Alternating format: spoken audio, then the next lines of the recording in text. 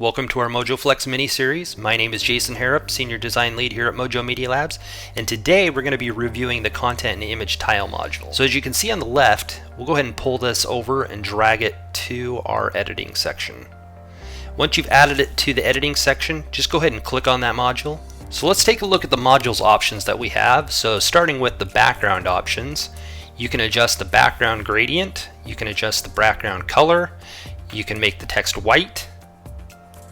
Underneath our spacing options, this allows us to add extra spacing or even put in custom spacing or padding, top or bottom. You can offset the content and image, so you can have the content above or the image below kind of staggered. And then under our animation options, we've got several different options here, from fading to sliding to flipping. And you can control the animation based on which column, so left or right. You'll notice a couple of checkboxes under here. We've got image top for mobile only, or image top mobile content right desktop. You can content alignment for mobile, content alignment for desktop, and then we've got our main content area. Below that, you'll notice a upload option. This is where you're going to upload your main image. So once you've dropped some dummy content in here, you'll notice at the module we've got two columns.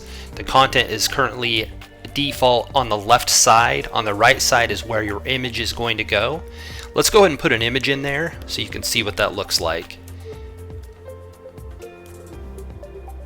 You'll notice that the image on the right is cropped. That's because it's actually a background image. We do this so that the image can actually flex depending on which viewport you're on. So now that we've got an image and content in here, let's go ahead and apply some of these settings. So image top mobile content right.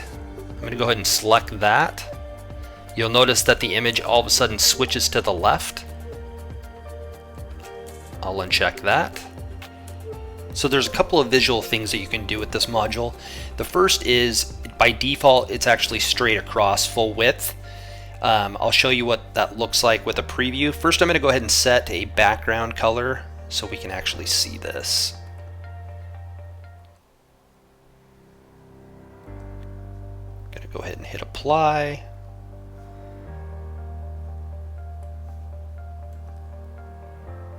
Alright, so you'll notice that on the left we've got a colored content section, and then on the right we've got your image, and it goes straight across. Now, if we go ahead and apply the offset to this, I'm going to show you what that looks like. So under your spacing options, you've got a checkbox that says offset content and image.